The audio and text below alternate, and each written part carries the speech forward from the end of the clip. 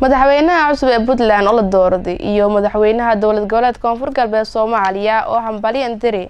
Sudaniin Fiiridona wariyagana Faysal Dhaay Xuseen hiraabtii hore bilaawatay doorashada madaxtinimada ee dowladda Puntland way banaasadeeray wareegii saddexaad ee doorashada madaxweynaha maamulkaasi iyo aan wareegii saddexaad ee wada tartameen Asad Usman Abdullahi iyo Saciid Abdullahi Dani waliban la ka dhawaaqay natiijada doorashada madaxweynaha maamulka Puntland lamada musharax ka tartamaya waliba wareegii saddexaad ee sharxeelna sadatan Saciid Abdullahi Dani uu helay 35 cod Asad Usman Abdullahi uu helay 31 cod wayban la ka dhawaaqay inta Saciid Abdullahi Dani uu saay madaxweynaha cusub ee maamulka Puntland 5 sano dararta natiijadii wareegga saddexaad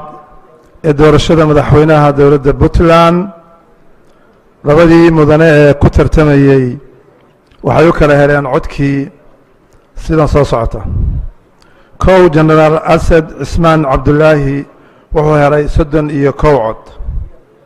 laba Saciid Abdullahi Dani wuxuu helay 35 cod 66 cod ee xubnaha golaha wakiiladu saas ayay ku dhan yihiin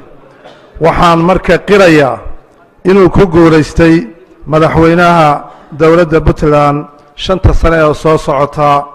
2019 ilaa 2023 ama 23 mudane Saciid Abdullahi Dani kureeday bahadalka oo mahadnaqay meelaasha ku jeediyay madaxweynaha cusub ee dowlad goboleedka Puntland Saciid Abdullahi Dani wakiilada ismada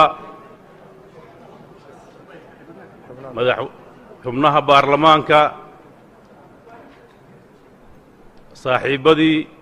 tartanka aan ku wada jirnay dhammaan marti sharafka halka isugu timid culimada assalaamu calaykum waraxmatullaahi wabarakaatu waxaan aad ugu mahadcelinayaa dhammaan shacabka Puntland iyo guddiga hagaayay doorashada maanta halka dhacday oo muujisay si ay ku jirto ilbaxnimo deganaan kuna dhacday si nabadgelyo ah waxaan halka uga mahadnaqayaa madaxweyne Cabdiweli Maxamed Cali Gaas iyo ku-xigeenkiisii hore mudane Cabdixakiim iyo dhammaan madaxda dowladda Puntland ciidamo iyo rayidba waxaan aad ugu faraxsanahay natiijadii halka soo baxday waxa ay bilaabatay waji cusub oo dadka reer Puntland aan rajaynayo inaan mas'uuliyadda ay saareen aan ka soo bixi doono waxaan ka codsanayaa dhammaan shacabka inta halka joogtay inta maqanba inay gacmaha isqabsadaan inay dhismaha Puntland iyo Soomaaliya ka fakaraan in waji cusub oo walaalnimo ah u bilowdo doorashadii maanta halkaas ku eg tahay dhibaatadii iyo isjiijiidkii ay lahayd marxaladii aan ku jirnay doorashadu way dhamaatay waxaan si gaar ah ugu mahadnaqayaa General Asad oo aan ku soo harnay wareegii ugu dambeeyay wassalaamu calaykum waraxmatullaahi wabarakaatu way bas rasmi lanka dhari holka baarlamaanka Puntland ku dhashay doorashada madaxweynaha cusub ee dowlad goboleedka Puntland mudane Saciid Abdullahi Dani oo soo noqday madaxweynaha cusub ee maamulkaasi Puntland 5 sano dararta bismillaahir rahmaanir rahiim waxaan ku dhaaranayaa magaca Ilaahay inaan ku dhaqmo diinta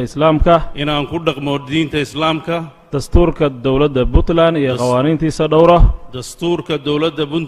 qawaaniintiisa aan dhowro xilka la ii dhibay daacadnimo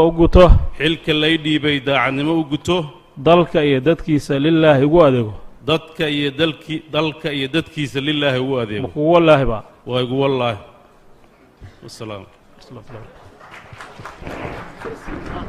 dhinaca kale madaxweynaha dowlad goboleedka Koonfur Galbeed Soomaaliya mudane Cabdixasan Maxamed Laftiganen ya hambaliin diray madaxweynaha cusub ee dowladda Puntland way baahan hambaliin bogaadeen aan diray madaxweynaha cusub ee dowlad goboleedka Puntland mudane Saciid Abdullahi Dani oo geeka London intii Puntland uu hogaamiyay 5 sano dararta way balaha Ilaahay keen fuday mas'uuliyadda la keen dooradii Faysal Dhaay Xuseen KJS TV magaalada Baydhabo